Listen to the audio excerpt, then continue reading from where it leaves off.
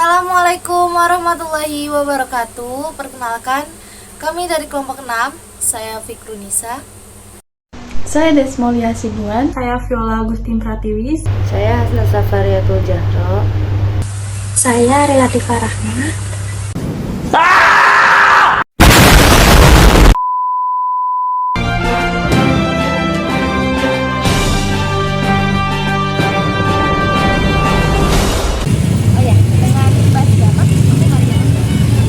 Boleh kita tanya-tanya? Apa strategi Mbaknya untuk menarik pelanggan baru? Nah, paling biasanya bikin varian rasanya beda-beda, kayak toppingnya sama saus-sausnya, tiap minggunya beda. Terus apakah Mbaknya memanfaatkan media sosial untuk pemasaran dimsum ini? Ada Kak, kita buka di Shopee juga ada. Apa Mbaknya lebih suka bekerja sama tim atau berdagang sendiri? Sama teman saya sih, jadi kalau rekrut gampang intinya, gampang cepet lah ya. Terima kasih.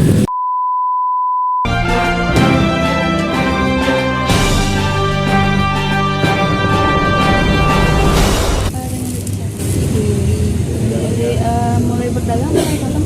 Habis COVID ya 2020. Terus untuk menetapkan target penjualan per hari itu Ya menetapkan dulu. target per hari itu Ada targetnya selakunya aja. selakunya ya. Terus gimana sih Bu itu cara untuk ini menghadapi persaingan pasar itu? Lebih kayak Ya, ya rasanya di enakin terus kayak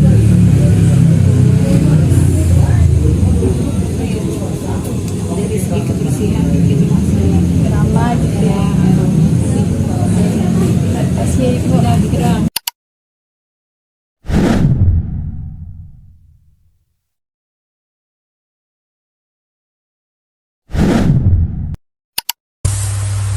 Baik, di sini saya dan teman-teman akan memberikan masukan dan evaluasi UMKM yang telah menggunakan e-bisnis dalam usahanya.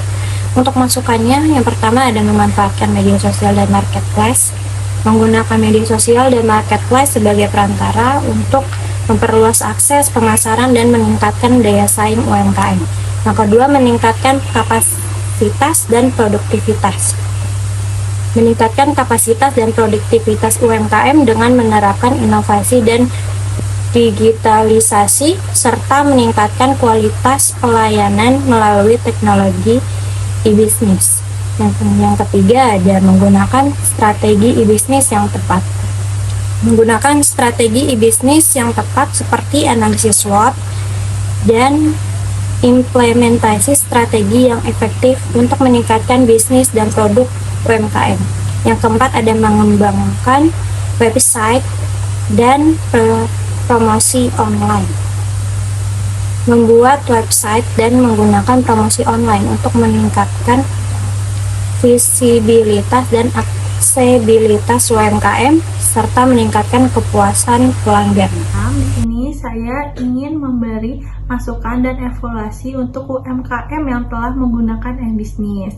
Yang pertama yaitu menggunakan teknologi e-bisnis untuk meningkatkan efisien, yaitu menggunakan teknologi untuk meningkatkan efisien profesional dan seperti proses monitoring pembayaran transaksi dan penggunaan internet untuk meningkatkan bisnis. Yang kedua yaitu mengembangkan kapasitas dan kualitas pelayanan. Adanya dengan meningkatkan kapasitas dan kualitas pelayanan UMKM dengan menggunakan teknologi e-bisnis seperti call center dan pelayanan cepat dan tanggap.